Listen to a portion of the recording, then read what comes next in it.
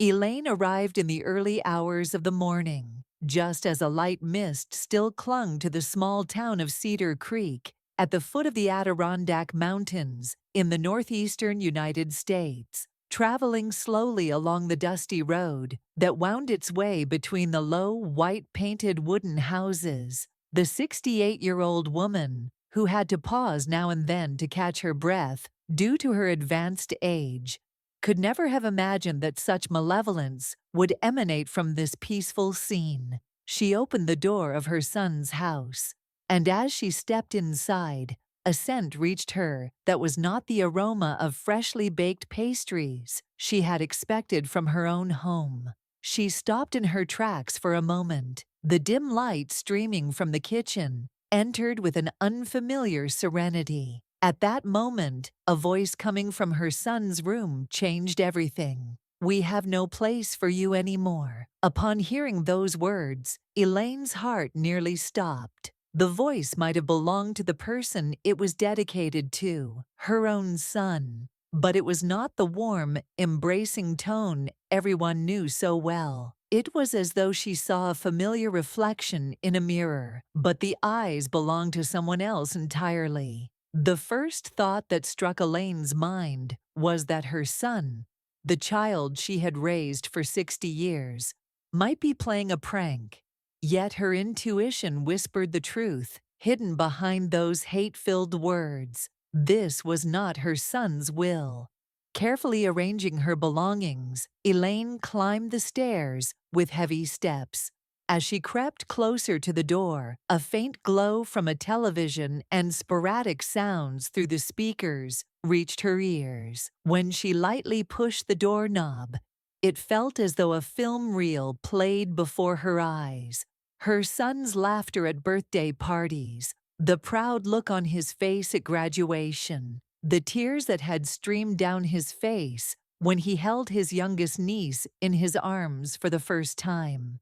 None of these moments resembled the voice that had said, "We have no place for you anymore."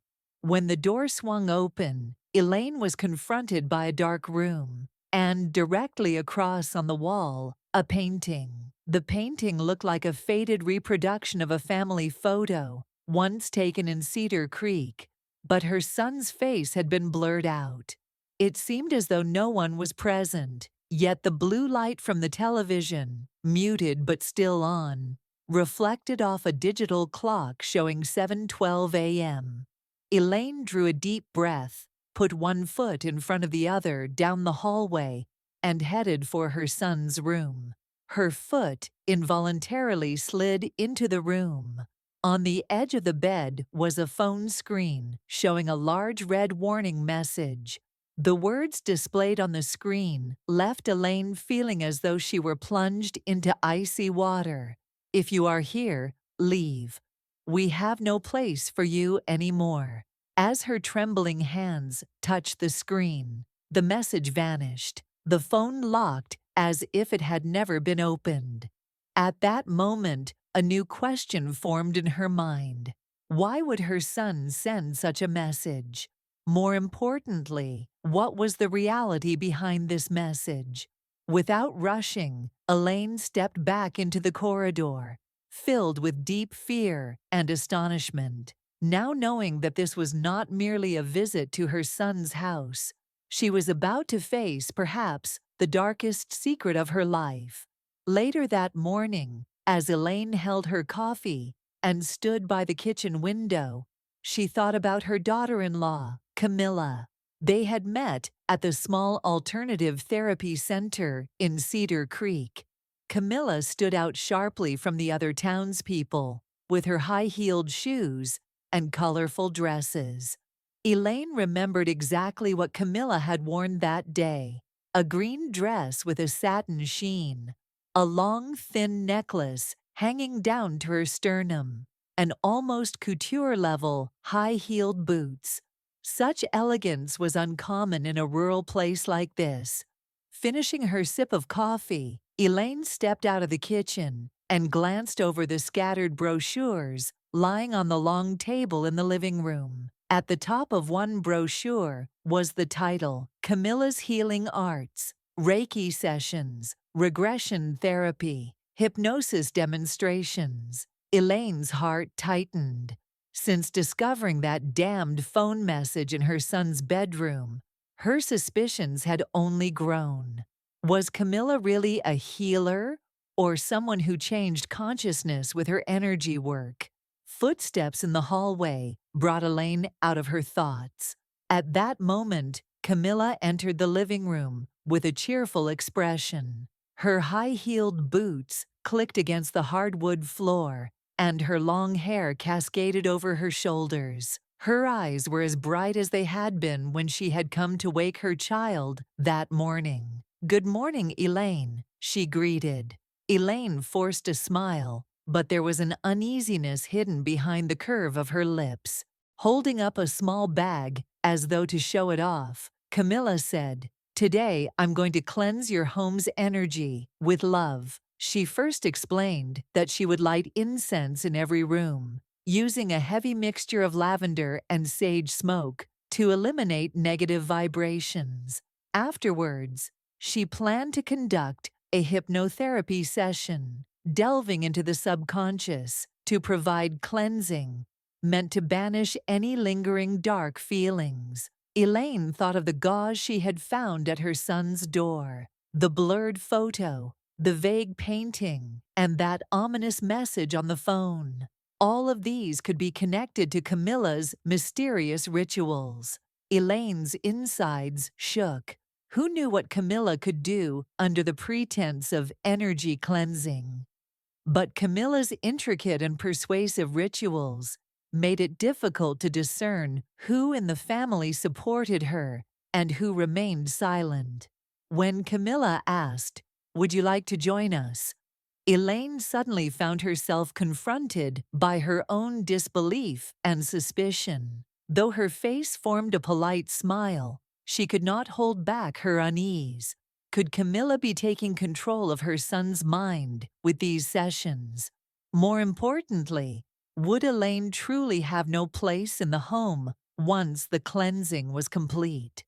As she sat in the chair, she took a deep breath and silently vowed, "I will find out everything that happens this evening and uncover every single truth tonight." The next morning, before the sun was fully up, Elaine stepped into the kitchen and noticed the stillness around the breakfast table. Jason sat sipping his coffee, gazing out the window with glassy eyes, his expression vacant. In earlier days, Elaine would have missed her son's cheerful, lonesome conversations at this hour. But over the past few weeks, every word Jason spoke had been calculated and cold. Taking a deep breath, Elaine sat in her husband's empty chair and inhaled the crisp scent of the crunchy toast on the table. "When are you heading to work today?" she asked, her voice shaking slightly. Jason placed his coffee cup on the table with a sudden movement and lifted his head with unexpected seriousness. "I'm not going to work," he said. For Elaine, this was not an unusual response.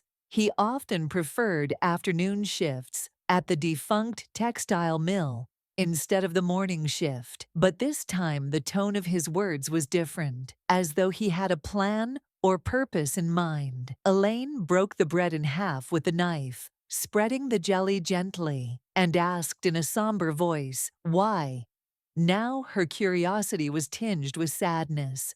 Jason's eyes locked onto hers, cold and unmoving, as though he were being watched by a camera.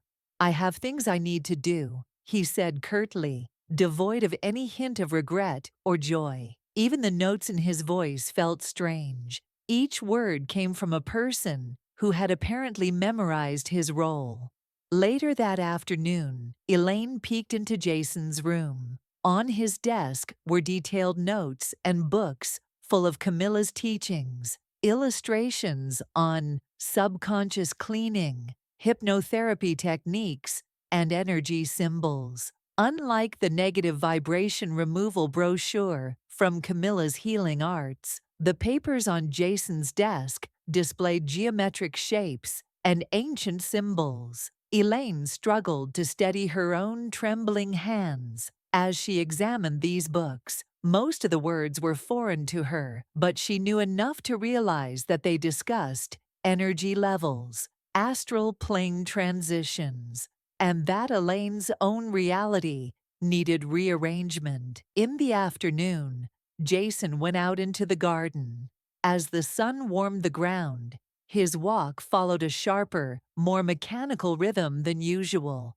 The bicycle tires that used to hang from the ceiling, reminders of the times when Jason had played, now made Elaine think that his memories were being erased and replaced by some other program.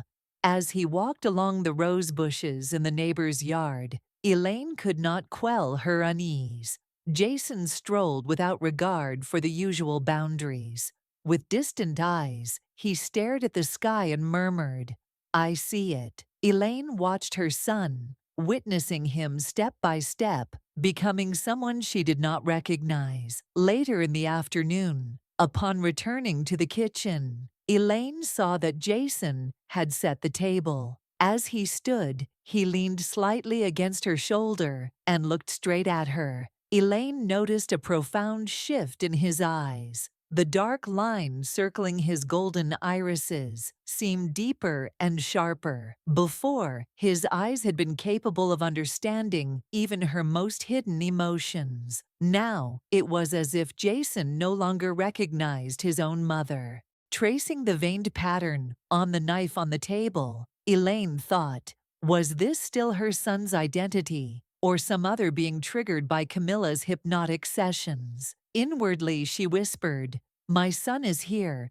but he is not here." Caught between fear and love, she recalled the child who had once fled from the strange tone of his own sentences. But that child had now given way to a foreign, ambiguous figure. Though Elaine did not yet fully grasp this shift, she was certain of one thing: she would need more than a mother's love. No method she knew would suffice to bring her son back to himself. She whispered under her breath, "Camilla may provide the key, but perhaps I must first find the way to reach my son's consciousness." Without taking her eyes off Jason, she continued to look out the window as the afternoon sunlight streamed in. Those rays could open doors or cast dark shadows behind them. Elaine was startled awake by the telephone ringing at first light. It was Camilla's calm, sweet voice again. "Your daughter-in-law is waiting for you at the door, Elaine. It's time for you to leave." Those words made Elaine shiver once more. She rose slowly, catching sight of her reflection in the mirror, the lines that bore the weight of her years, and the anxiety in her eyes.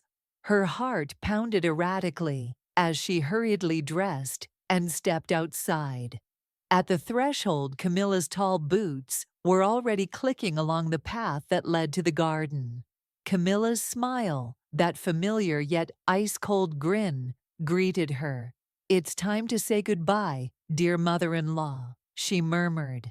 Elaine cradled the cardboard boxes filled with her belongings, feeling the weight on her shoulders increase under Camilla's and Jason's anxious gazes. Jason, looking at his phone screen, stepped out of the house and watched Elaine with glazed eyes. Normally, he would have embraced and kissed her, saying, "Mom, I'll miss you." But today, he only stood there in mute stillness. Camilla gave Jason a slight nod, and he calmly returned to the couch inside. Elaine felt the hypnotized mind beneath this cold silence. It was as if all warmth had been drained from her son, replaced by a lifeless puppet. Just as Elaine turned to take a step forward, a small girl's silhouette slipped out to the door.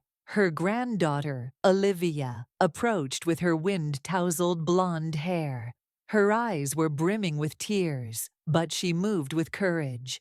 Without looking at her mother or father, Olivia leaned in close to Elaine's ear and slipped a small crumpled piece of paper into her hand. "This is for you," she whispered. Elaine hesitated as she accepted the paper. It was so creased and bent that she barely had a moment to register it. Olivia said, "There's one more who believes in you."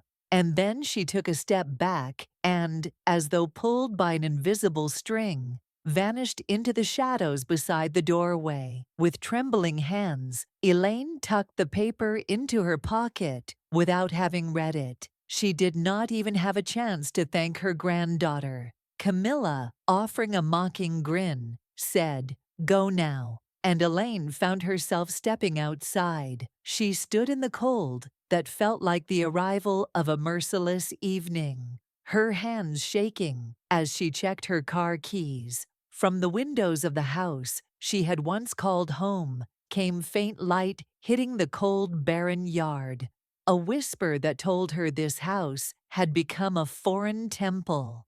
Elaine took a step forward, then paused. A sense of rebellion rose within her, echoing in every cell. "Jason, I am here. I must speak beyond your silence and hypnosis." She could feel the weight of the paper Olivia had given her pressing on her shoulders. As she opened the car door, she set off down the narrow streets of Cedar Creek as if racing the wind.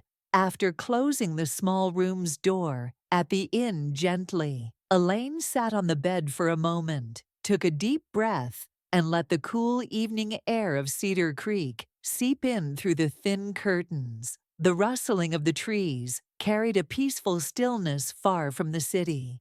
Yet Elaine's heart was filled with worry over what had happened to her son. She shook her head slowly and thought, what is Camilla really doing? After dinner, while walking down the inn's shared hallway, she noticed an old wooden cabinet pushed up against the wall.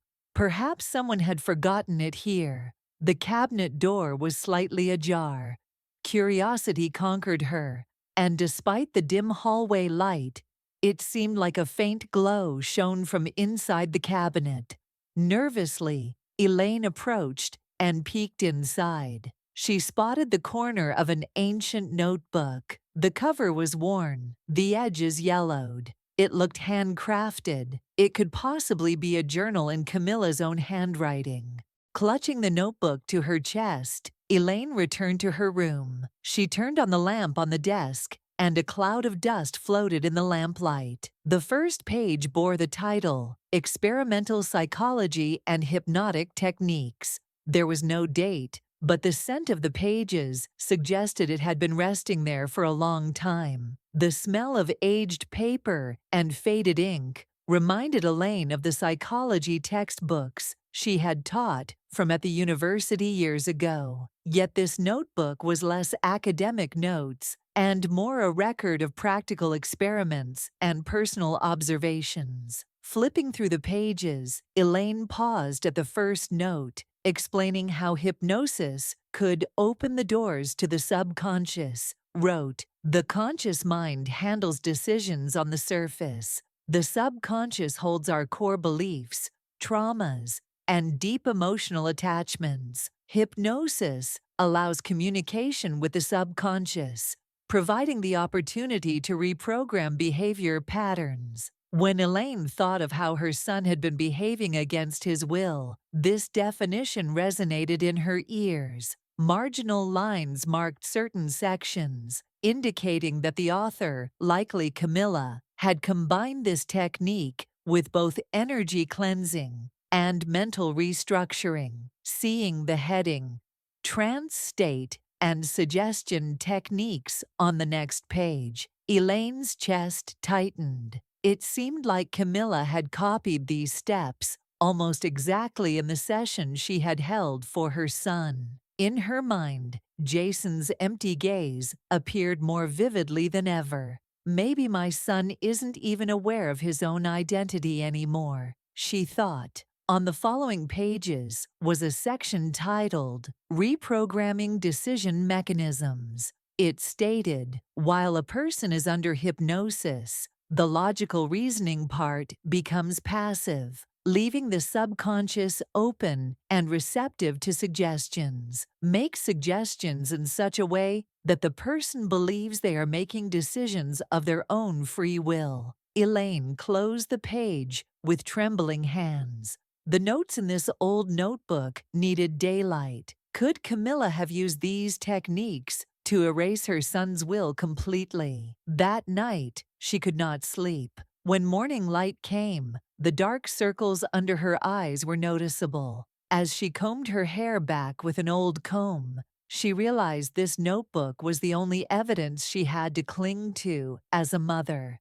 "My knowledge of psychology is still fresh," she whispered to herself, recalling the neuropsychology courses she had taught at the university. She thought, hypnosis is harmless even for post-traumatic stress disorder, but when abused, the subconscious becomes vulnerable. Many notes in the notebook showed that Camilla had long since crossed ethical boundaries. While carefully placing the notebook into her backpack, Elaine formed a single determination. She would find a way to rescue Jason and end this subconscious servitude. First, she decided she would go to the small Cedar Creek Library and borrow reference books on hypnosis and regression therapy. She would use every source as a protective shield, woven with a mother's love. Holding the notebook's pages in her mind, Elaine made her decision that night. She would fight not only with her love, but also with the power of her knowledge.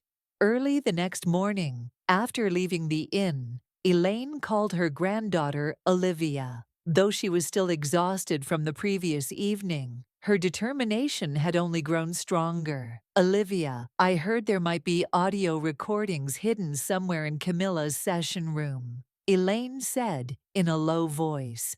"I need your help.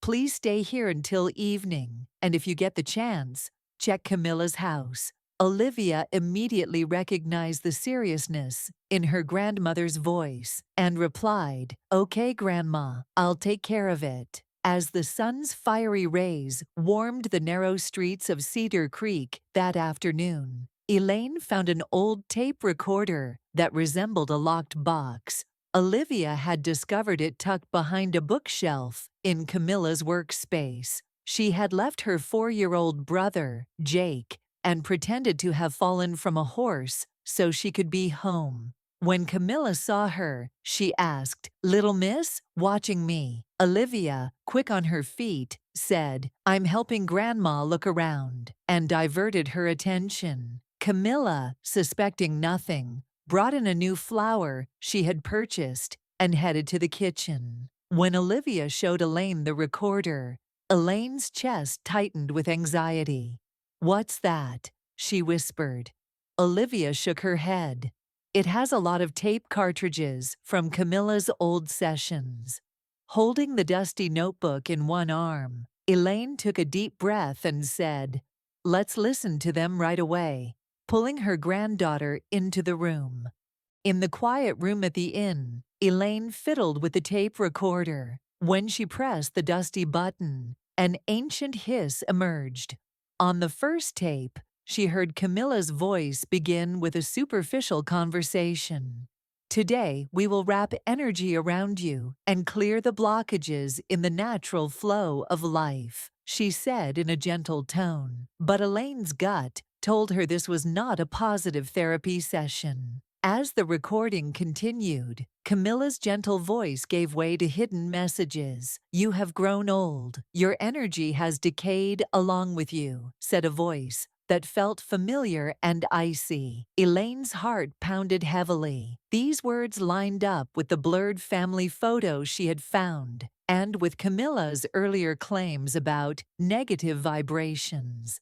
In the recording, Camilla's suggestions to Jason grew even more sinister. "Mother has grown old. She cannot accept new things, and she is blocking your progress," the voice said. Those words explained why Jason had suddenly turned angry and distant toward Elaine. Elaine's hand shook as Olivia inserted a second cartridge. This time, a woman's voice rang out. "Don't look at your mother like that. There is no place for you here now." The voice was identical to Jason's hollow tone that had spoken to Elaine. As the recording continued, Elaine heard, "Welcome to Camilla's Healing Arts," followed by extended teachings about the universe, energy, and the deceptive vibrations of old age. During hypnosis sessions, sitting on the couch with tears streaming down her face, Elaine's granddaughter presented a small notebook. "Grandma, there's a session number here, and it looks like more tapes follow,"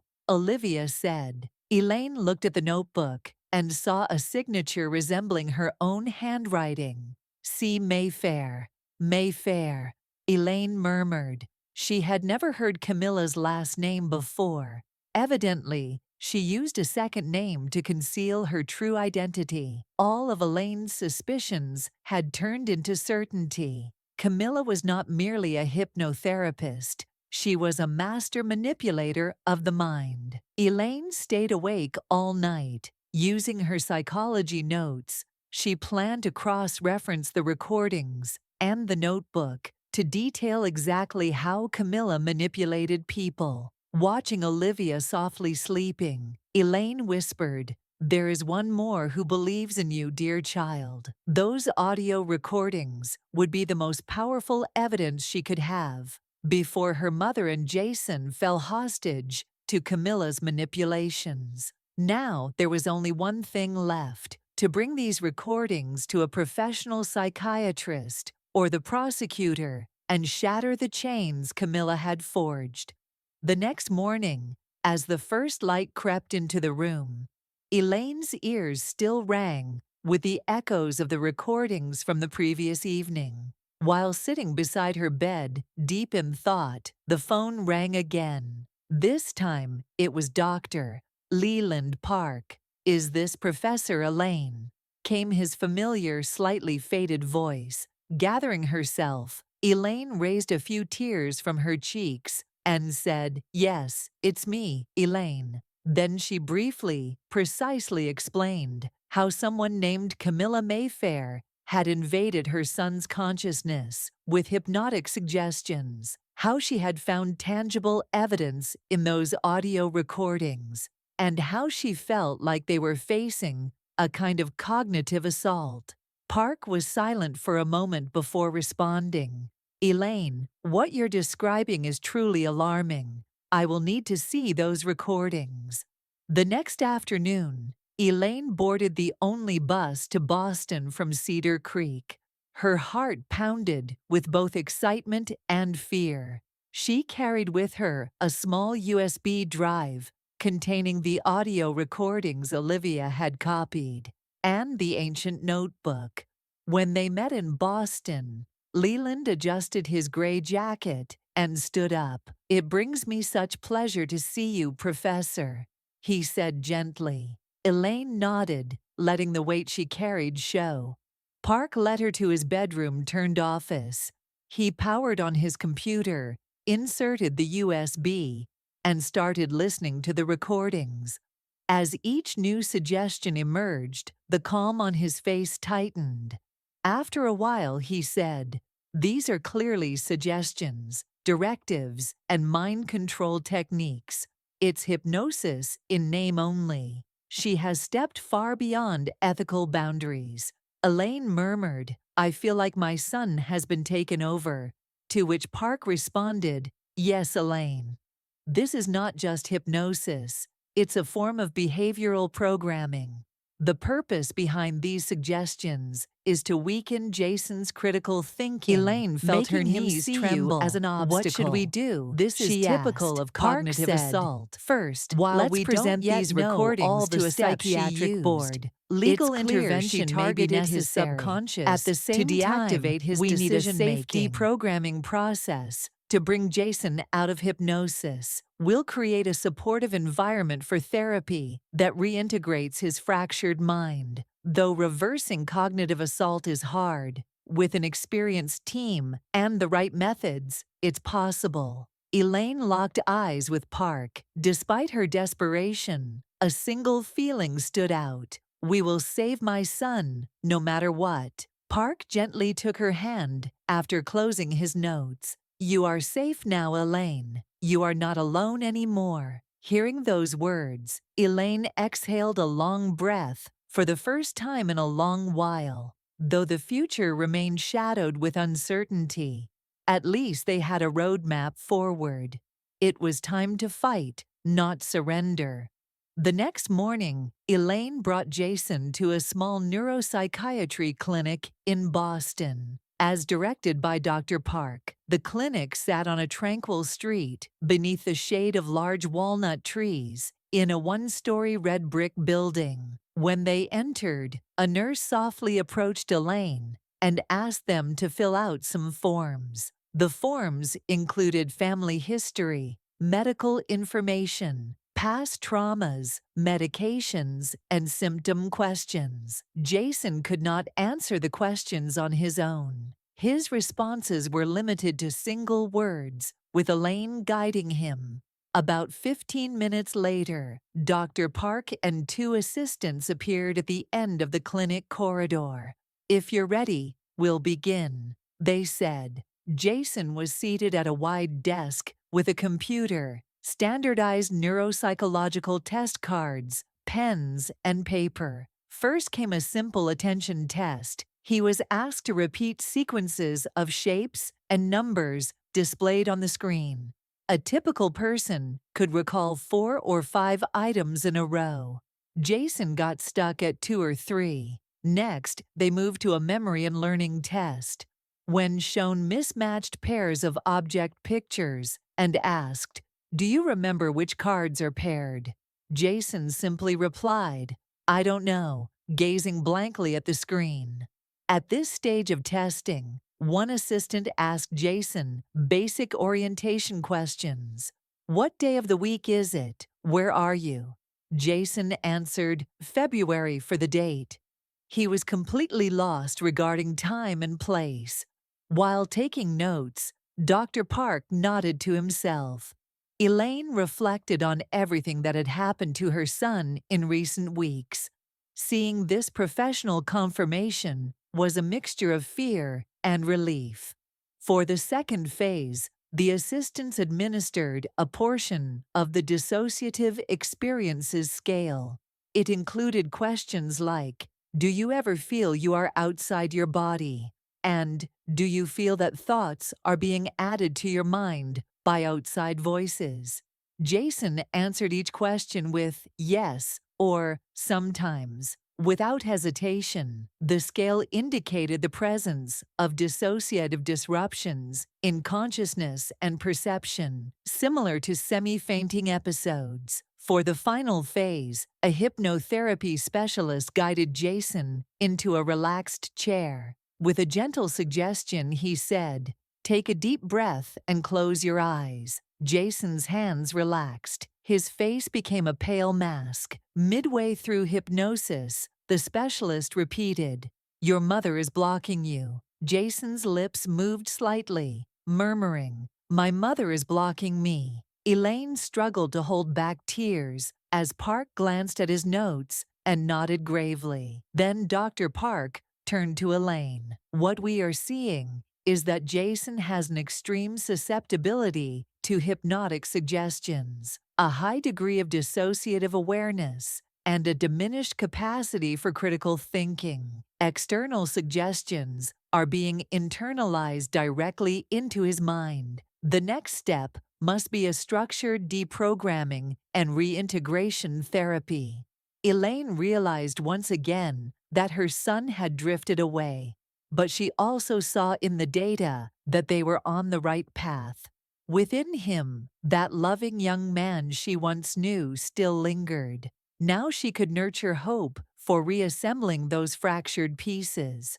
Armed with a clear clinical plan, Elaine and Dr. Park decided it was time to identify Camilla's hidden therapy room. When they returned to Cedar Creek with Olivia, Elaine's determination rippled outward like waves. As they approached Camilla's house, the fearful memories of past days returned. But this time, Elaine was accompanied by an attorney and an assistant from Dr. Park, ensuring that each step would be correct, both psychiatrically and legally.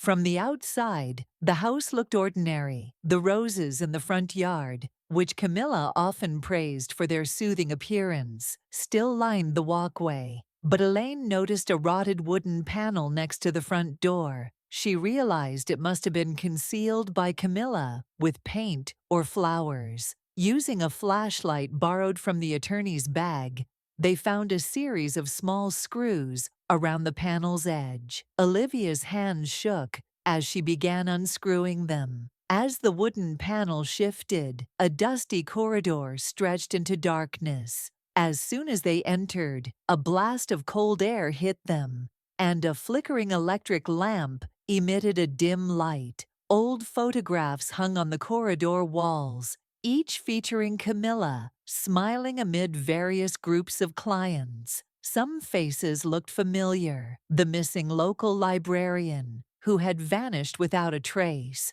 Dr. Park swallowed and whispered, "These may have been taken from the Foundation's member files."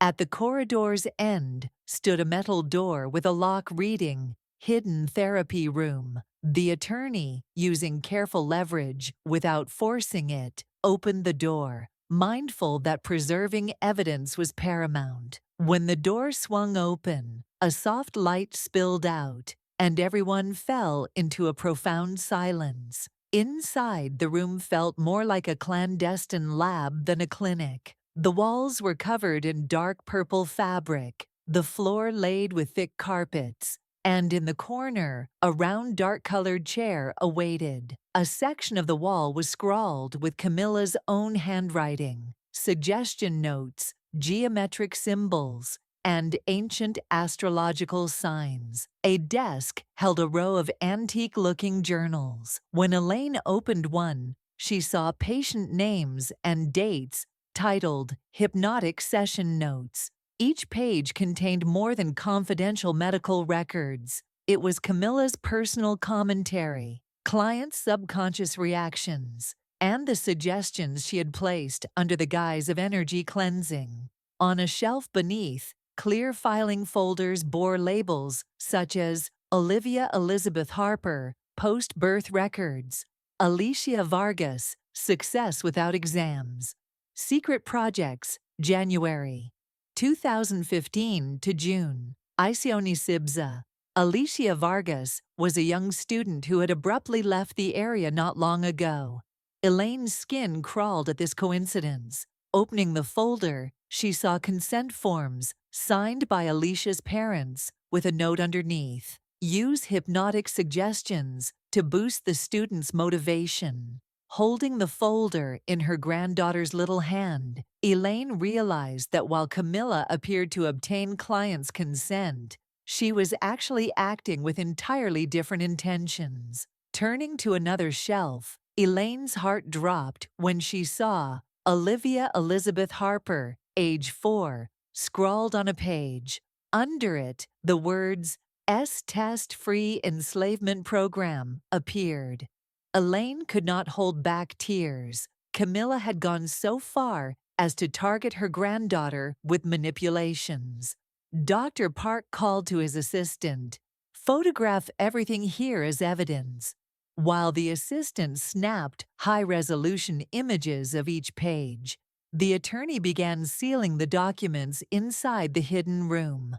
Drenched in shock upon seeing her granddaughter's name, Elaine realized Camilla's ultimate plan. She labeled every elderly household member as disruptive energy, intending to control the entire family systematically. Dr. Park examined the symbols on the wall more closely. Some resembled rectangular arrangements from the ancient Mayan calendar. Others looked like tribal talisman symbols originating from Sierra Leone. These symbols likely served as focus points to heighten hypnotic suggestion. Park explained, Camilla not only used verbal suggestions, but also visual imagery to infiltrate the subconscious. Elaine's skin crawled when she saw how some symbols corresponded directly to Jason's symptoms. The room was a full-fledged laboratory. Small vials contained special oil blends, incense materials, and colored pigments. A cabinet door bore the label, "Special Mix," for emotional dependence. Elaine whispered, "Camilla was never an energy healer. She concocted formulas to make people dependent." The attorney said, "With this evidence, we can press charges not only for psychological abuse, but even for drugging clients with substances like cocaine or morphine." As the room's true nature revealed itself, Elaine felt that the once idyllic town of Cedar Creek had hidden a sinister underbelly. Olivia, still reeling from shock, asked, "Grandma, why aren't I invited into this room?" Holding her granddaughter tightly, Elaine whispered, "We are safe now, dear. I will protect you."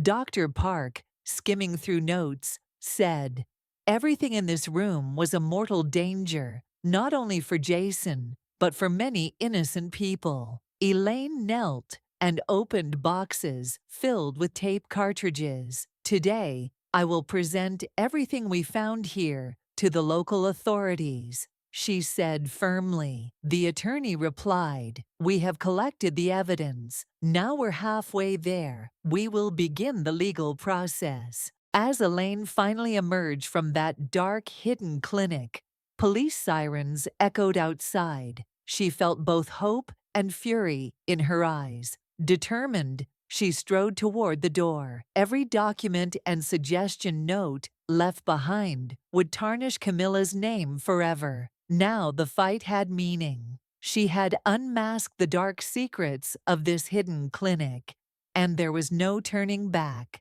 Elaine whispered as she headed toward the light outside, "I will never accept this darkness." When Elaine woke the next morning, still haunted by the images from the hidden room she had discovered the previous evening, the tape cartridges, the symbols, the folders, her greatest concern was the fear she had seen in her granddaughter Olivia's eyes. While she wandered among her old notebooks, the door knocked. Olivia, in pink pajamas, entered, her eyes red and a timid expression on her face.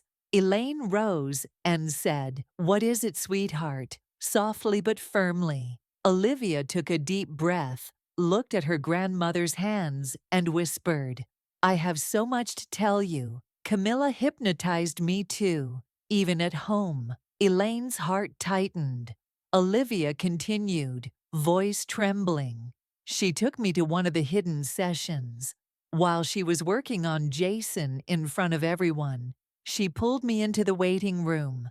I sat there like a statue, without saying anything, but I could hear her teaching special words to guide my judgment. 'Trust makes you weak for your grandmother,' she had me repeat." Elaine's heart pounded as Olivia spoke. She was whispering things into my ear to make sure no one would hear me. I was scared and couldn't speak up, Olivia said, her eyes meeting Elaine's. "She told me, 'Don't say anything, because staying silent is safer.' I was afraid, so I couldn't talk." Elaine froze at her granddaughter's confession. She realized that Camilla's attack wasn't confined to hidden rooms or secret tape cartridges, but extended to open sessions as well, slowly poisoning Jason's mind. Olivia continued, "Mom and Dad didn't object. No one spoke up." Elaine pressed her granddaughter's cheek gently. "You are not alone," she said. Olivia, stifling her sobs, threw herself into Elaine's arms. Elaine, hugging Olivia, thought, Camilla's assault wasn't only targeting Jason. She aimed to isolate everyone in the family and seize control. Now that she had learned this, Elaine knew she had to inform Dr. Park and the attorney immediately. Olivia's confession was critical evidence for both Jason's deprogramming process and the legal proceedings against Camilla. Feeling her granddaughter's warmth in her arms, Elaine's eyes shone with determination. "The only thing left to do is to destroy Camilla's manipulative circle and free my entire family." After learning Olivia's confession, Elaine immediately contacted her attorney. When they met that afternoon in his small office, the desk was piled with photocopies of the folders they had retrieved from the hidden room and stacks of legal documents. The attorney looked at Elaine and said, "Camilla used these suggestions to have Jason carry out a number of property transfer transactions. Your consent was never obtained, so legally these transactions must be invalidated." Elaine opened the files, seeing that several deeds showing the sale of multiple houses and properties bore Jason's signature. The proceeds of these sales had been transferred into Camilla's account. The attorney set a large legal tome on the desk and said, "We will file for an incompetence to contract petition. Under this,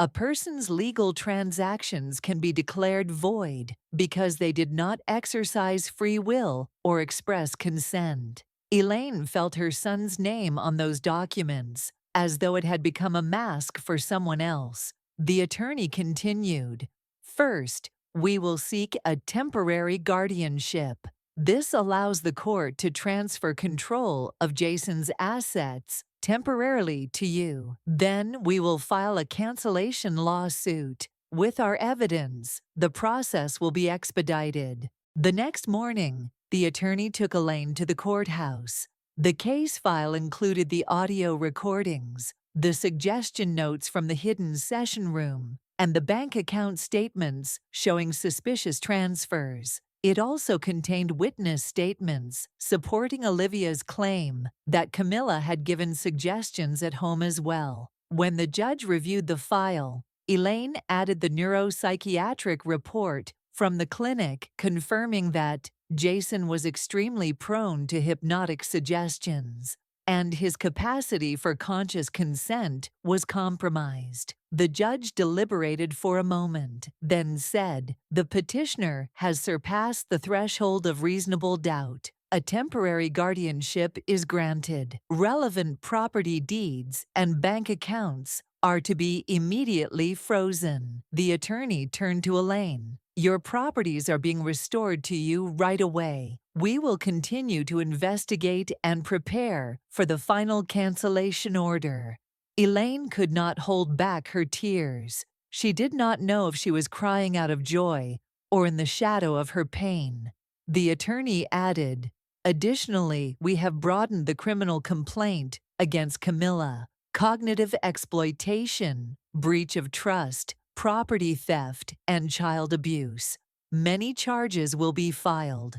Elaine asked, "How long will it take to recover ownership of the house my son illegally signed over?" The attorney replied, "The temporary guardianship order is in effect immediately. The final cancellation order will be issued within a few months at most. After that, we will file a recovery of unjust enrichment claim to demand compensation. Other properties not registered under Camilla's name will also be retrieved." As they stepped outside, Cedar Creek's cool evening air greeted them. Elaine thanked the attorney. "I am grateful you did not leave me alone." The attorney looked at Elaine and said with reassurance, "You presented a comprehensive collection of evidence. The legal process has been strong from the start.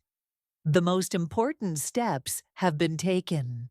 Climbing into her car, Elaine gazed out at the single light illuminating the town square. A faint relief washed over her. At least now the money that had been taken from her son's properties was being returned from Camilla's grasp. The legal and psychological battles would be long, but this victory gave Elaine and her granddaughter fresh hope.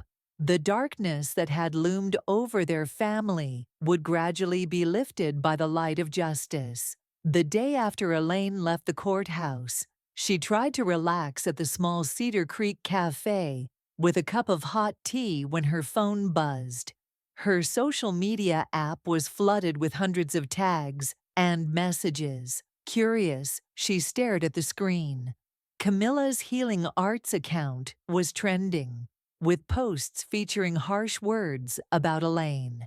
Elaine Harper is a mentally unstable, obsessive woman. She has used my son for her own gain and is sabotaging my healing work.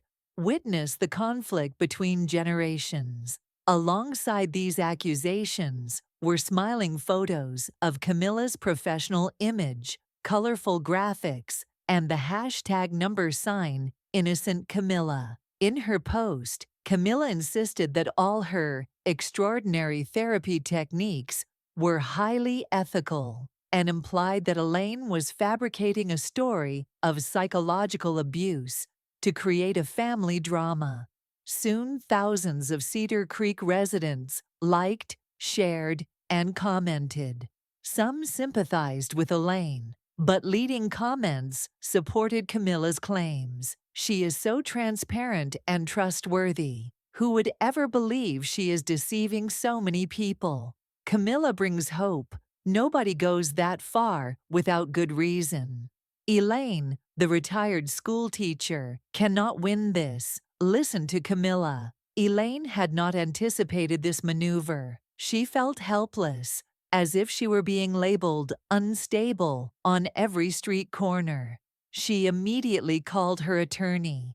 "I'm under attack. My reputation needs protection." Attorney Lee advised, "I recommend filing a defamation suit against Camilla. Also, we can seek an order to have the content removed from social media." The next morning, under the attorney's guidance, they devised a 4-step strategy. 1. Formal complaints. File a defamation and harassment complaint with Camilla's social media platforms to demand immediate removal of her posts. 2. Press release. Send a statement to the local newspaper titled "Elaine Harper's Story and the Evidence in the Court Process," detailing the evidence, doctor reports, the temporary guardianship order, audio recordings, and so forth, to present the truth to the public. 3rd social media campaign. Ask Elaine's supporters and younger advocates to use the hashtag #GigShowTheTruth, sharing court documents and expert analyses to build an information shield against Camilla's propaganda. 4th, legal proceedings. File a defamation lawsuit so that Camilla faces legal consequences for her false statements. When Elaine heard this plan, some of her exhaustion lifted.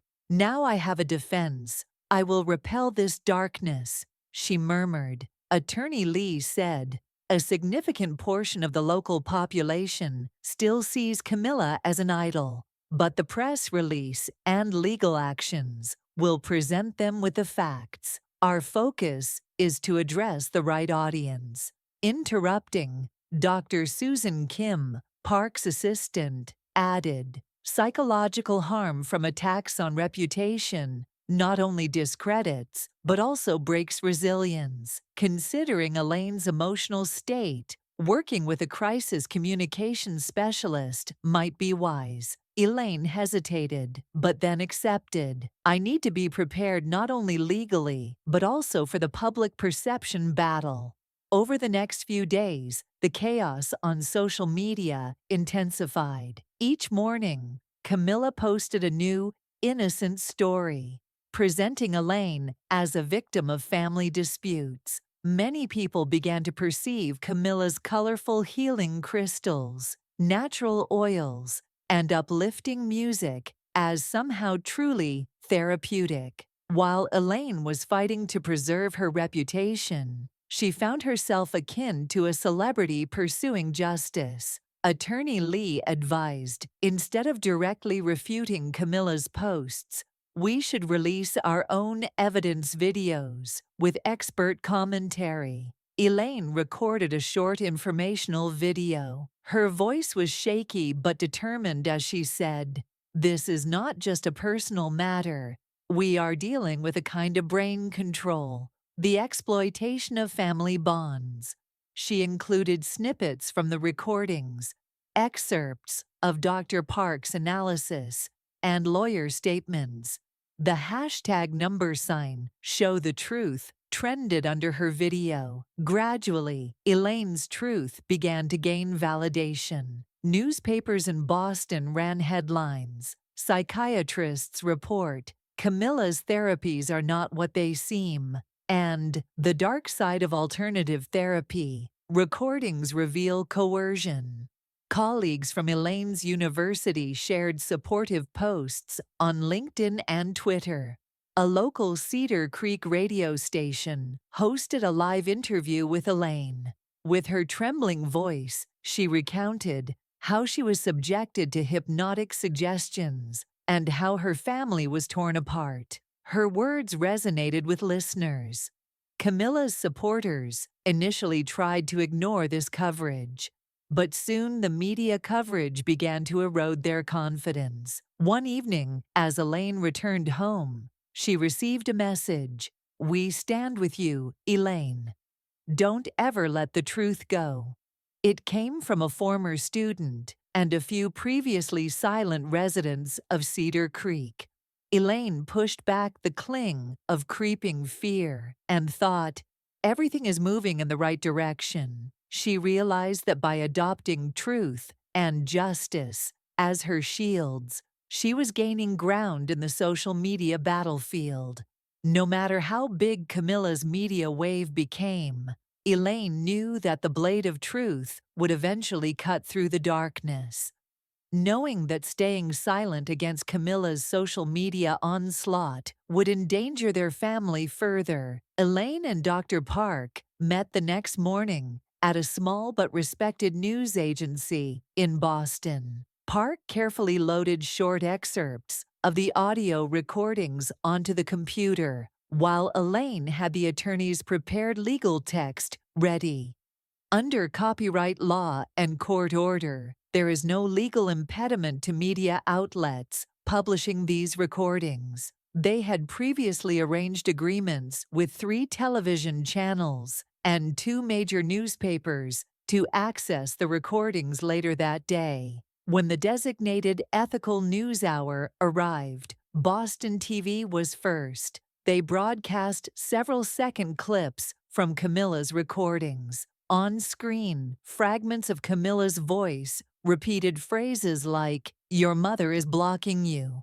In the subsequent segment, Dr. Park turned to the camera. These statements contain manipulative, coercive suggestions aimed to direct a person's thoughts. Camilla's sessions blatantly violate ethical standards. Her client's free will was completely disregarded. At that point, Elaine, on live television, added in a hushed, determined voice, under the guise of energy cleansing, "Camilla has harmed not just my family, but the people of Cedar Creek. The truth can no longer be hidden." Word of these news segments spread rapidly. The next day, the Boston Globe front page blared in large type, "The Dark Side of Hypnosis. Secret Session Recordings of Camilla Mayfair Exposed." Inside, the article dissected the recordings, included Dr. Park's expert commentary, related Olivia's confession, and featured the attorney's legal insights. The Cleveland Times ran a column titled, "Danger in Alternative Therapy. Recordings Reveal Non-Consensual Manipulation," summarizing the evidence from Camilla's hidden files. Both papers emphasized that Camilla's sixth sense claims were a facade for unethical suggestions. Cedar Creek's local radio station could not remain silent. They arranged a live connection with Elaine. She said, voice full of emotion, "These recordings aren't just Jason's. They are the voices of everyone Camilla has influenced. It's time to act in the light of truth." Calls and text messages poured in from listeners, expressing disappointment with Camilla. As neighbors whispered, "What has been happening in Cedar Creek?" Even the local pastor addressed his congregation after the service. "We must protect our loved ones by seeking the truth." Dr. Park drafted an article for next day newspaper editions, stating, Scientific literature clearly defines ethical boundaries for hypnosis. Client consent, session transparency, and harm prevention are paramount. In this case, Camilla violated every one of these principles, penetrating individual subconscious minds without their awareness. This article was highlighted in several medical school bulletins. Elaine, throughout all these efforts, stood by Dr. Park's side, and in taped interviews, she said bluntly, "I saw no genuine emotion in Camilla's crying videos." Under the mounting media pressure, Cedar Creek residents reacted. Shopkeepers covered the Camilla's Healing Art sign with a dark cloth, draping a closed sign over it. The town council announced an informational seminar on alternative therapies,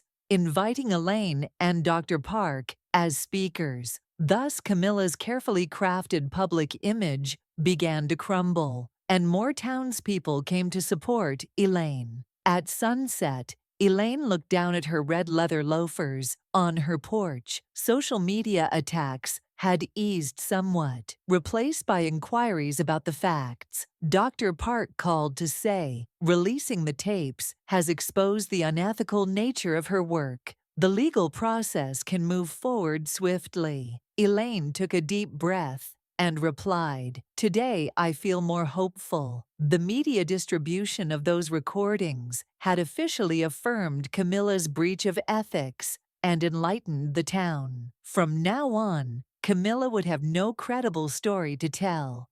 Truth had replaced her shadow. They had won an important victory on a major front in this arduous struggle. Jason woke up and slowly opened his eyes in a room at the neuropsychiatric clinic in Boston. He saw the pale white walls, the steady hum of the ceiling light, and the kind face of Dr. Park. For a few seconds, he looked around in confusion. His mind felt hazy, as though memories were scattered in a fog. He muttered to himself, in a voice nearly inaudible, "Where am I?"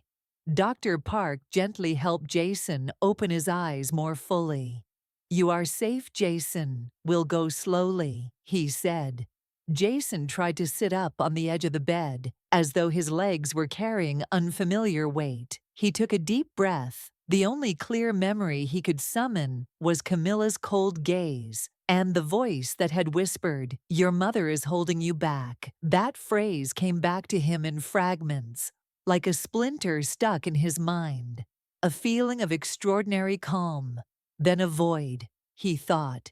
He remembered the footage on the computer and the faces of Elaine and Dr. Park. A pang of sadness welled up. "Mom," he murmured in a mix of fear and regret.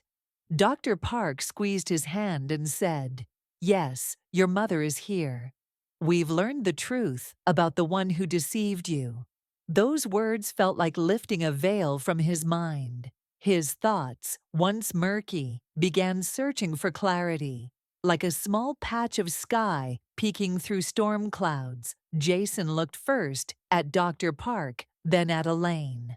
In his mother's eyes, he saw a mixture of compassion and sorrow he had not seen in weeks. His lips trembled. "Mom, I'm sorry," he whispered. Elaine squeezed his hand firmly. "I missed you so much, honey. You're safe now. Everything will be all right." At that moment, as Dr. Park spoke with notes in hand, Jason realized how Camilla's whispers had twisted his thoughts. A gentle warmth filled his chest as he recognized how much pain he had caused her. Dr. Park said, "This is just the first step. We'll continue therapy to resolve the dissociative issues and weaken the suggestions." Jason nodded slowly, still feeling lost, but gradually recognizing a spark of hope. "Camilla, she pulled me into such darkness," he said, voice breaking. Elaine stroked his hair. "Now that darkness is fading." Jason took another deep breath. "How long was I like this? Who was I?" Dr. Park said, "Now you know everything. Together, we will piece your mind back together." Hearing this, Jason felt as though a clear light was shining through the lingering shadows of his mind. This awakening was the first step toward truly reuniting with himself. Freed from Camilla's shadow, a glimmer of hope ignited within him. As Elaine, Jason, and Olivia finalized preparations for their lawsuit against Camilla, word spread throughout Cedar Creek. Dr. Park's expert reports, Olivia's testimony, and the suggestion notes from the hidden room strengthened the case file. Elaine and attorney Lee filed their complaint in Boston on the grounds of cognitive exploitation and non-consensual manipulation. They wrote, detailing how Camilla had hypnotized her patients, overlaid suggestions to override family members' will, and subjected children to psychological pressure, ultimately tearing the family apart. When the trial day arrived, the Boston Federal Court's spacious courtroom was filled with journalists, psychiatric experts, and supporters from Cedar Creek. Elaine wore a black suit and took her seat just in front of the judge's bench. Next to her, she kept a small box tucked into her borrowed coat pocket that contained the tape cartridges from the hidden session room. On her right was 4-year-old Olivia, clutching her mother's hand, her expression determined despite her age. Across from them, aside from court officials, stood Camilla in a sleek jacket, her usual composure wavering at the corners of her eyes, where worry lines revealed themselves beneath the surface. The judge, leaning slightly forward from behind his robe, recited the opening of the case. Petitioner Elaine Harper brings this action against respondent Camilla May Fair, alleging that she manipulated petitioner's son and other family members through hypnotic suggestion, orchestrated undocumented property transfers, and subjected the family to psychological abuse. Counsel, state your readiness. Attorney Lee rose quickly. Your Honor, we submit a comprehensive file of evidence, tape recordings from private sessions, suggestion notes, and expert reports. Their significance cannot be overstated. The judge examined the documents and, nodding gravely, said, the court admits these documents into evidence. They will remain in the case file. With that, he moved to calling witnesses. First, Lee called Olivia Harper to the stand. The tiny girl, her small frame trembling, stood before the jury, her gaze shifting between her grandmother, the judge, and the jurors. The attorney spoke softly. Dear Olivia, please tell us what you witnessed at Camilla's sessions. Knowing how brave and truthful you are. Olive took a deep breath, clasped her tiny hands, and began in a quivering voice. Camilla said in front of everyone that, your grandmother is blocking you. She made sure everyone could hear. Then she took me aside and whispered, you block others like your grandmother does, to make me repeat it. At that point, a hush fell over the courtroom. Some jurors scribbled notes, while others quietly wiped tears from their eyes. Camilla's defense attorney attempted to object, but the judge, voice firm, said, I will allow the testimony to continue. Desperation flickered across Camilla's face, but she could do nothing. Next, the attorney called Jason to the stand. With Dr. Park's support, Jason approached, still trembling, as if a newborn bird finding his wings. Lee asked, Jason, you grew up like any other child, loving your family. How did you feel when you started hearing those suggestion voices about your mother? Jason's heart hammered. The fog in his mind was clearing, and he could finally speak his truth. Taking a deep breath, he said, Grandma, I thought I was hearing them, but I couldn't understand why. Camilla was sending hypnotic messages into my mind. Your mother is blocking you. She will harm you. Those words filled me with anger, hatred, and fear. I realized I wasn't myself. A wave of silence washed over the courtroom, as his voice echoed off the walls. Now I understand those weren't my thoughts. My mind was under her control. Law and science helped me see the truth. I never meant to hurt my mother. Holding back tears, Elaine watched her son confide in the jury. She felt overwhelming pride in his courage. Camilla's defense attorney tried to interject, but each rebuttal fell flat against the weight of the testimony. Finally, Lee called Dr. Park. He took the stand and said, "My evaluations reveal that Jason's critical thinking was deactivated, and he was guided by outside suggestions. These were not voluntary confessions. They were manipulative cues implanted into his subconscious. This constitutes non-consensual psychological abuse, far beyond any standard therapeutic boundary." Jurors listened, nodding solemnly. With that, the day's testimony concluded, and the judge announced, "The court will continue and reconvene in 2 weeks for the jury's verdict." Elaine, kneeling by her son's side, hugged him gently and said, "I am so proud of you." Jason dabbed at his eyes with a handkerchief, then whispered into his mother's ear, "We will see real justice together." Olivia, tugging on Elaine's braid, watched them with pride. She had become the little hero whose testimony had held their family together. As they left the courtroom, a sense of liberation filled Elaine's chest. Camilla's plans to break their family had failed. Regardless of the outcome, Elaine, Jason, and Olivia walked in the light of each other's presence. The harsh illumination of justice would soon erase Camilla's shadow, leaving only the promise of a new beginning.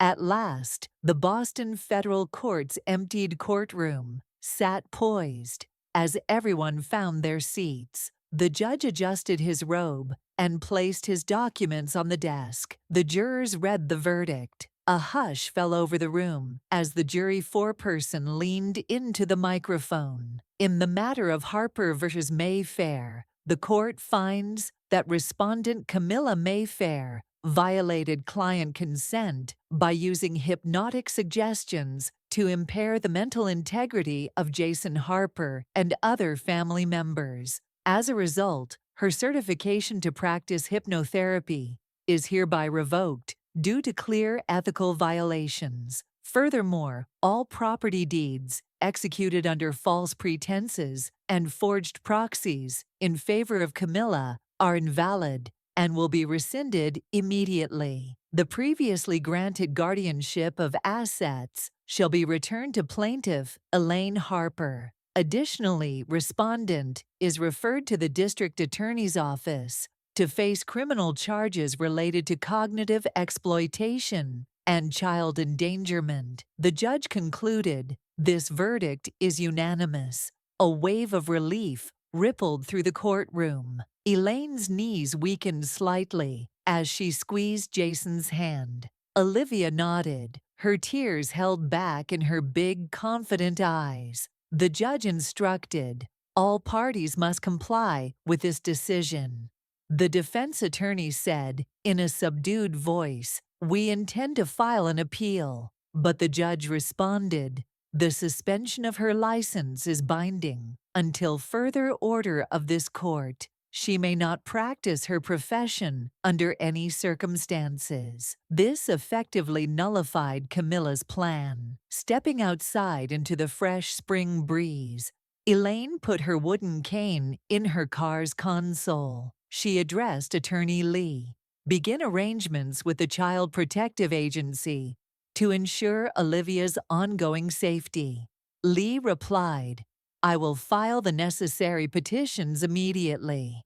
As she drove away, the scent of cedar trees greeted her. A sense of lightness replaced the burdens she had carried. For so long, justice had seemed elusive. Now it had triumphed. Back in Cedar Creek, the news spread quickly. Signs reading "Justice Served" were posted around the town. Camilla's healing art sign was taken down and replaced with a new sign, psychological support services. Facing her son, Elaine said, "This victory began with you, but it will continue because of you." Jason nodded in agreement, eyes shining with genuine calm. When Olivia presented Elaine with a small notebook she had made that read, "Granny's Hero," Elaine laughed through tears. "Life is sprouting again, my sweet girl," she said, planting a gentle kiss on Olivia's forehead. Camilla's shadow was gone, replaced by the bright light that reunited their family. Elaine woke in the early hours of the morning, but her mind was still full of images from the hidden room they discovered the night before. She sifted through the ancient notebooks, the tape cartridges, the symbols, the folders, all revealing Camilla's dark plan. Yet what troubled her most now was the fear she had seen in Olivia's eyes. As she pondered these old notes, there was a knock at the door. Olivia entered in pink pajamas, her eyes red, her expression hesitant. Elaine rose to greet her gently. "What's wrong, my love?" Olivia took a deep breath, looked at her mother's hands, and began in a quiet voice, "Grandma, I have so much I need to tell you. Camilla hypnotized me too, even when we were at home." Elaine's heart ached at her granddaughter's words. Olivia said, "She brought me to one of the hidden sessions. In front of everyone, she was implanting codes in Jason's mind. But to me, in the waiting room, she taught me special words to shape my judgment. Like, 'Your grandma's energy is stagnant.' She made me repeat them." Elaine's heart pounded. Olivia continued, her voice cracking. "I heard terrible things through the walls, whispering to Jason. They said, 'Your mom is harmful. You have no place here.' And Mom and Dad did not object. No one said a word." Elaine, processing this, asked one question. "Why didn't you tell me before? Why didn't you tell me sooner?" Olivia looked away and answered, "Camilla isolated me from everyone. Even at home, whenever she left my side, she whispered in my ear, 'Don't say anything, because staying silent is safer.' I was afraid, and I couldn't speak." Elaine stroked her granddaughter's cheek. "You are not alone now," she said. Olivia, hugging her tightly, whispered through tears, "I believe in you, Grandma." Sitting together in silence, Elaine reflected. Camilla's assault was not just aimed at her son. It sought to isolate all of them. Olivia's revelation deepened Elaine's resolve. She realized she must immediately inform Dr. Park and their attorney. This confession would be critical evidence for Jason's therapy and the legal case against Camilla. Embracing her granddaughter, Elaine's eyes shone with determination. "I will end this manipulation and free all of us." After learning Olivia's confession, Elaine swiftly contacted her attorney. That evening, they met in a small office, the desk strewn with photocopies of evidence from the hidden room. The attorney said, "Camilla's hypnotic manipulations led Jason to execute certain property transfers. These were done without your free consent, making them voidable."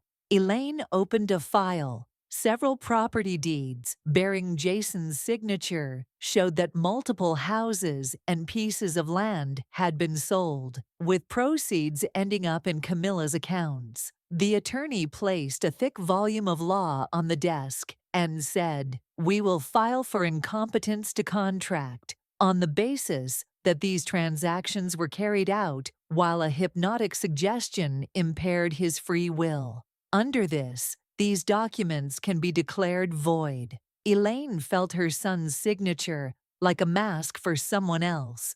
The attorney continued, "First, we will request temporary conservatorship. This will immediately transfer control of Jason's assets to you. Then we will file a cancellation lawsuit.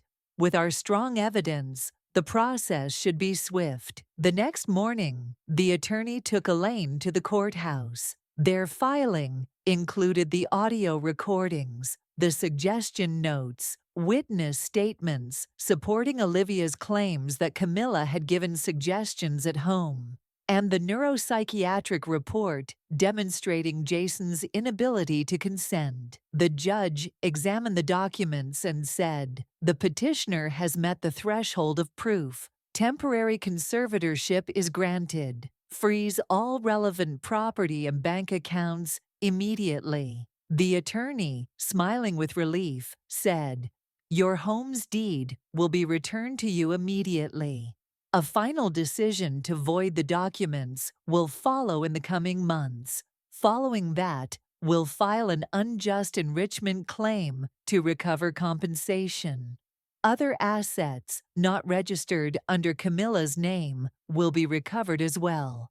Elaine could not decide if her tears were of joy or sadness. The attorney added, "We have also expanded the criminal complaint against Camilla for cognitive exploitation, breach of trust, property theft, and child abuse. A broad range of charges will be filed." As they exited into the cool Cedar Creek evening, Elaine said, "Thank you for standing by me." The attorney replied, "Your evidence was thorough and conclusive. The legal process is well underway." Climbing into her car, Elaine gazed at the lone lamppost in the town square, feeling a slight lift in her heart. For the first time, she believed they would retrieve the money taken from her son's properties. Though the road ahead would be long, this victory gave her and Olivia a beacon of hope. The darkness that once covered their family was receding with the dawn of justice. That evening, at the small Cedar Creek Cafe, Elaine tried to relax with a hot cup of tea when her phone vibrated again. Social media notifications surged, with Camilla's name trending alongside countless tags and comments. Her Healing Arts account had posted a message with bitter statements about Elaine. "Elaine Harper is unstable and obsessed. She's using my son for her own ends and sabotaging my healing work. Witness the generational conflict." Underneath, Camilla shared polished photos of her practice, vibrant graphics, and the hashtag #, Innocent Camilla. The post explained that all of her therapy methods were exceedingly ethical and implied that Elaine was inventing a story of psychological abuse. Thousands of Cedar Creek's residents liked, shared, and commented. Some expressed sympathy for Elaine, but many supported Camilla's claims. "She's so transparent and trustworthy. Who could believe she's misleading so many people? Camilla brings hope. Nobody would let this go so far. Elaine, the retired school teacher, can't handle this. Listen to Camilla." Elaine had not expected this. She felt as though she were labeled unstable at every turn. She called her attorney again.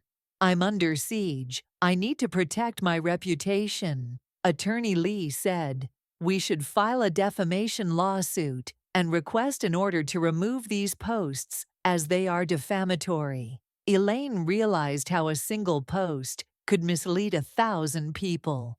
The next morning, under the attorney's guidance, they developed a 4-step plan. 1.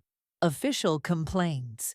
Submit defamation and harassment claims to Camilla's social media providers, demanding the immediate removal of her false content. 2. Press statement. Send a detailed statement to the local newspaper. Elaine Harper's case, evidence in the justice process, describing Dr. Park's reports, Olivia's testimony, the temporary conservatorship order, and so on, laying everything out for the public to see the full picture.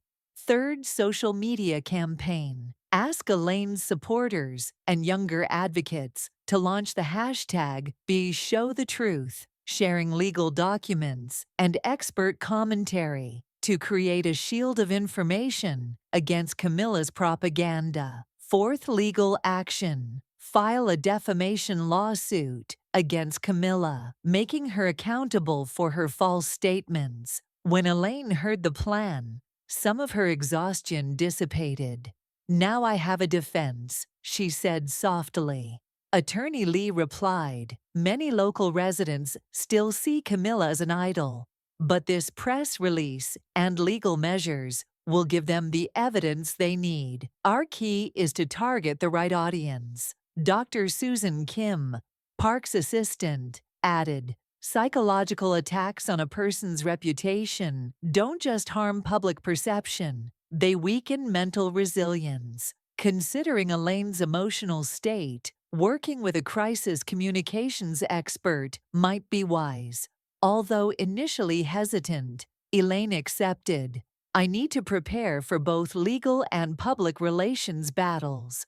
Over the next days, social media became chaotic. Camilla posted a new, innocent narrative each morning, showing her as a misunderstood healer. Her supporters saw her colorful healing stones, natural oils, and upbeat music as proof of her restorative power. Meanwhile, Elaine was forced into a kind of celebrity pursuit of justice, juggling courtroom matters and her own public image. Attorney Lee advised, "Rather than directly responding to Camilla's posts, we'll produce our own evidence videos with expert analyses." Elaine recorded a concise, clear video, trembling but determined. She said, "This is not a private family matter. We are facing a form of brain control and the exploitation of family bonds." She included clips from the recordings, Dr.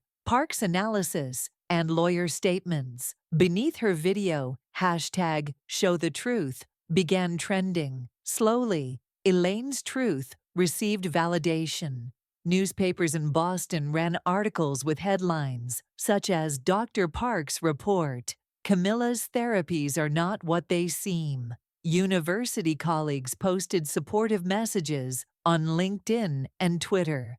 Cedar Creek's local radio station invited Elaine for a live interview, where she explained, "These recordings are not just Jason's, they are everyone's voice whom Camilla influenced. It's time to act in the light of truth." Listeners called in, expressing disillusionment with Camilla. Neighbors in their homes whispered, "What really happened in Cedar Creek?" Even the local church pastor, after Sunday service, urged the congregation, "We must protect our loved ones by seeking the truth." In preparation for the next day's newspaper editions, Dr. Park drafted an article.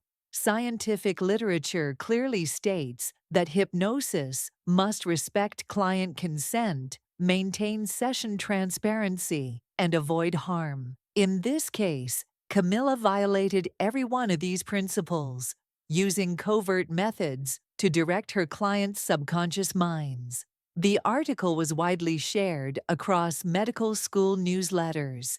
Elaine, in every interview, stood by Dr.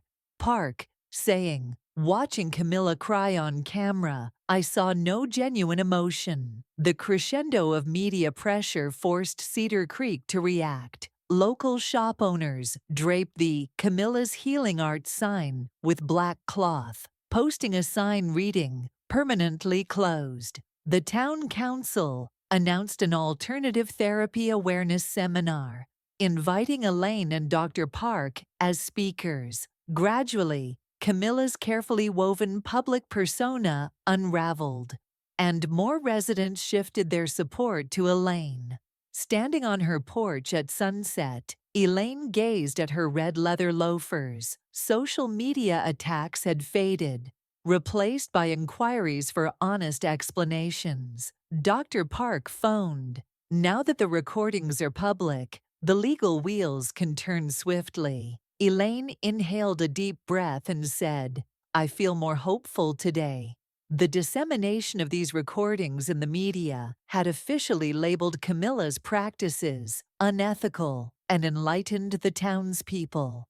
She now faced a reality in which there was no plausible defense for her actions. Truth shone brightly, and their long struggle had won a crucial victory. Jason opened his eyes slowly in the neuropsychiatric clinic's room in Boston. He saw the pale white walls, the steady hum of the fluorescent light above, and the kind face of Dr. Park. His mind felt foggy. Memories were jumbled fragments. In a hushed whisper, he asked, "Where am I?" Dr. Park helped him lift his gaze. "You're safe, Jason. Take your time," he said. Jason tried to sit on the edge of the bed. His legs felt like they were carrying someone else's weight. He exhaled slowly. The clear memory he could summon was Camilla's cold gaze and the whisper, "Your mother is holding you back." That phrase ripped through his mind like a painful cord. A sense of total calm. Then an emptiness, he thought. He remembered the recordings on the computer, Elaine's face, and Dr. Park's calm expression. A flood of sorrow welled up in his chest as he realized how his own mind had been hijacked. "Mom," he whispered, tears welling in his eyes, a mixture of guilt and fear in his voice. Dr. Park squeezed his hand. "Yes, Elaine is here. We discovered the truth about the one who deceived you." It was as if the clouds parted in Jason's mind. Clarity dazzled him like sunlight. Jason looked at Dr. Park, then at Elaine. In her eyes he saw compassion mixed with the sorrow he had not felt for a long time. His lips trembled as he said, "Mom, I'm so sorry." Elaine held his hand. "I missed you every day, my love. Now you're here, safe. We will heal together." Jason felt warmth in his chest, a tiny spark of hope shining in his mind. He said, "This is just the first stage. We will continue therapy to separate me from those suggestions, to rebuild me." Elaine sniffled and nodded. Jason looked at her with a mixture of anguish and relief. "Camilla, she dragged me into such darkness," he murmured. Elaine stroked his hair. "Now that darkness is lifting from you." Jason inhaled deeply. "I remember the void, but now I remember myself again. Law and science guided me here." As they sat with Dr. Park, a faint but sure glimmer of hope burned in Jason's chest. Freed from Camilla's heavy influence, a bright new dawn was just beginning. With Dr. Park's help, Elaine and her family prepared their lawsuit. The case was filed in Boston. Cognitive exploitation and non-consensual manipulation of family members, they charged, detailing how Camilla had hypnotized her clients, undermined the family's bonds, and coerced children for her own ends. When the trial day arrived, the federal courtroom was packed with journalists, psychiatric experts, and residents from Cedar Creek. Elaine wore a somber black suit. Beside her was a small box containing the tape cartridges from Camilla's hidden sessions. Jason, though still recovering, stood bravely with Dr. Park's support. Little Olivia sat on a small chair, clutching her grandmother's hand and shining with courage. The judge, adjusting his robes, read the docket. Plaintiff Elaine Harper alleges that defendant Camilla Mayfair manipulated Jason Harper and other family members through hypnotic suggestions, orchestrated fraudulent property transfers, and subjected them to psychological abuse. The court calls the first witness. Attorney Lee sprang to his feet. "Your Honor, we submit this file containing audio recordings, session notes, and expert analyses. Each piece of evidence is crucial to proving the case." The judge nodded solemnly, accepting the materials. "They are admitted," he said. First, Olivia Harper took the stand. The courtroom hushed as she approached. Lee gently prompted, "Olivia, tell us what you witnessed."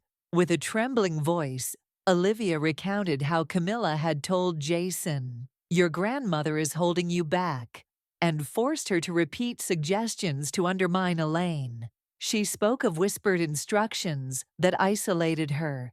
She told me, "Your grandma's feelings are harmful to you," causing a hush so profound that tears formed in many audience members' eyes. The judge, resolute, refused the defense's objections. "Continue, Ms. Harper." At those words, Camilla's face paled, but she could not stop Olivia from speaking. Next came Jason. His legs trembled as he stepped to the stand. Lee asked, "Jason, describe how hearing those suggestions made you feel toward your mother." Jason swallowed hard. "I heard those voices and believed them. Camilla put those words in my mind. Your mother is against you. She will harm you. They filled me with anger, hatred, and fear. I was not myself." Silence swept through the courtroom as the weight of his words sank in. "Now I realize that my thoughts were not mine. Law and science opened my eyes. I never wanted to hurt my mother." Those words broke many hearts. Elaine, tears streaming, held her son's hand, proud of his courage in sharing his truth. Camilla, sitting with her defense attorney, tried to maintain composure, but her face betrayed fear. Lee then called Dr. Park as the final witness. He stated, "Based on evaluations, Jason's suggestion susceptibility was extraordinarily high. Camilla's interventions bypassed his conscious mind, implanting coercive suggestions. This is a textbook case of non-consensual psychological exploitation. Standard ethical guidelines for hypnosis were blatantly ignored." The jury listened attentively, taking notes. After all testimony, the judge announced, "This trial will adjourn for 2 weeks. We will return for the jury's verdict." Elaine embraced Jason and Olivia. "I'm proud of you," she whispered. Jason, wiping his face, said, "We will bring about real justice." Olivia squeezed her grandmother's hand, unwavering in her courage. Exiting the courtroom beneath a bright sky, Elaine felt the last traces of darkness slip away. Camilla's scheme to fragment their family had failed. No matter the final ruling, they had each other, and that was enough. The light of truth had prevailed over Camilla's shadow. The day of reckoning arrived in the Boston federal court's now empty courtroom. The judge, robed and solemn, placed the jury's verdict on the bench. Everyone, including Elaine, Jason, and Olivia, held their breath. The jury foreperson leaned into the microphone. "In the case of Harper v. Mayfair, the court finds that defendant Camilla Mayfair, guilty of non-consensual hypnosis and psychological exploitation of her client and his family. She violated all ethical standards governing hypnotherapy. Her license to practice is permanently revoked. Furthermore, all property transfers initiated under forged or coerced documents are hereby declared null and void. Title to those properties will revert immediately to plaintiff Elaine Harper. Defendant is remanded to the district attorney's office to face criminal charges for cognitive exploitation and child abuse." The judge added, "This verdict is reached by unanimous decision." As the final words reverberated, a wave of relief coursed through Elaine's body. Tears welled up as she squeezed Jason's hand. Olivia, relieved, nodded at her mother. The judge declared, "This court's decree must be followed without delay." Camilla's defense attorney said, "We will appeal," but the judge interrupted. "The revocation of her license is effective immediately. She may not practice in any capacity going forward." This court decision effectively ended Camilla's career and power. Stepping outside into Cedar Creek's welcoming spring air, Elaine placed her cane in the car's console. Addressing Attorney Lee, she said, "Please begin arranging for the Child Protective Agency to ensure Olivia's lifelong well-being." Lee nodded. We'll file the necessary petitions right away. As Elaine drove down the narrow streets, the fresh cedar scent embraced her, lifting the heaviness from her chest. Justice had prevailed, and the dark era was finally over. In Cedar Creek, the news spread quickly. Shop owners posted "Justice served" signs in their windows. The Camilla's Healing Arts sign was removed, replaced by a new banner: Psychological Support Services. Elaine addressed her son as they walked home. This victory started with you, but it will continue because of you. Jason nodded, his eyes reflecting a newfound serenity. When Olivia presented a small handmade sign reading "Grandma's Hero," Elaine laughed through tears. Life is blossoming anew, my precious girl. As they embraced, the shadows that had once threatened their home faded. Light and hope once again filled every corner of their lives. The next morning, as sunlight streamed through the curtains, Harper House was filled with a gentle peace. Elaine brewed a pot of tea in the kitchen when she heard a light shuffle. Jason emerged from his bedroom, still carrying the weight of guilt and regret. Wearing an old sweater, his eyes held the faint traces of the trauma he had endured. He took slow, hesitant steps toward his mother.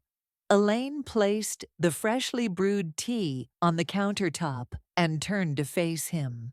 In that moment, she felt both love and fear. She remembered how Jason's contempt and coldness had once made him a stranger to her. Yet there he stood, ready to speak the word that could change everything. Jason drew in a deep breath, voice cracking as he said, "Mom, I'm sorry. I felt you weren't listening to me. I looked at you with such hatred, and I tainted our memories." Tears welled up as he spoke. His heart felt heavier with each confession. Elaine's eyes brimmed with tears as she gently poured 2 cups of tea and set them on the small kitchen table. Placing the cups between them, she said in a soft voice, "Jason, you never wanted to hurt me. While you were under that hypnosis, you were still there, somewhere in the darkness. Now that you're back, we need to talk about how to heal these wounds." Jason's lips trembled as he asked, "How can I ever forgive myself? How can I erase the pain I caused you?" Elaine knelt by Jason, placing a hand on his shoulder. "You must forgive yourself," she said, her voice unwavering. "Those suggestions were not your own thoughts, they were hers. The path to healing begins with recognizing that you were not to blame. You have to reclaim your own mind. Saying, 'I forgive myself,' may not change the past, but it opens a new page for the future. It will restore your true self." Jason gazed at her, tears streaming down his face. "I forgive myself. I forgive myself," he repeated in a broken whisper. In that moment, the kitchen seemed to fill with warmth. Elaine wrapped her arms around him, as if pulling his heart back into her own. For years, she had carried the agony of nearly losing her son. Now, she realized, her love and forgiveness had pulled him from the darkness. That evening, the Harper household was calm. The memories of the controlling whispers were dissolving as Jason embraced his mother's compassion. The wounds were beginning to heal. Later that morning, as the sun shone through the window, Elaine opened her old notebook on the desk. The yellowed pages, densely packed with inked notes, bore the weight of her long journey. Detailed accounts of Camilla's hypnotic techniques, the legal steps they had taken, Dr. Park's clinical analyses, and Olivia's brave testimony. Everything was compiled meticulously. Elaine's fingers traced the final line. "I did not lose him. I simply had to bring him back." Her chest filled simultaneously with emptiness and an overwhelming pride. Elaine lifted the notebook's cover one last time, stepping back to admire it. She realized that this book was not just evidence of Camilla's crimes. It was a guide to her own journey of redemption. It had been a roadmap for saving her son and reclaiming her family's freedom. As she prepared to store the notebook away, the door creaked open. Jason entered, his expression a mixture of gratitude and relief. He took a seat beside Elaine, his gaze lingering over the notebook's worn pages. "You wrote all of this for me," he said softly. Elaine placed a hand on his back, "Only to bring you back to yourself." Together, they rose and placed the notebook gently on the shelf in the living room. As though enshrining a sacred text, the sun moved across the sky, illuminating the old family room. Photographs adorning the walls now told a story of unity. Elaine reflected on the photos she saw behind the glass, herself as a young professor at the university, beaming as she taught a room full of students, and Jason, then a baby, perched in her arms for a summer picnic. Now, years later, mother and son had reunited, reborn through love and steadfast determination. As afternoon turned to evening, Elaine made her way to the kitchen to brew tea. Jason followed quietly behind. He paused in the doorway. "Mom," he said. Elaine turned, sensing something profound.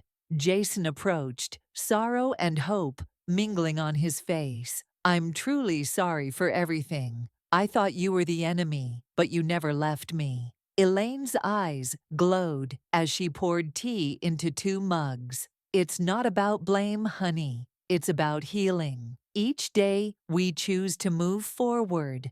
After tea, they retreated to the living room, where Olivia sat, watching them with bright eyes. The old piano in the corner had one key glued down by gentle fingers. Olivia's first attempt at making music. Elaine lifted Olivia onto the couch beside her. "This notebook," she began, "holds our story. Yours, mine, and Jason's. Always remember our journey." Olivia placed a hand on the notebook's bound edge. "I will never forget, Grandma."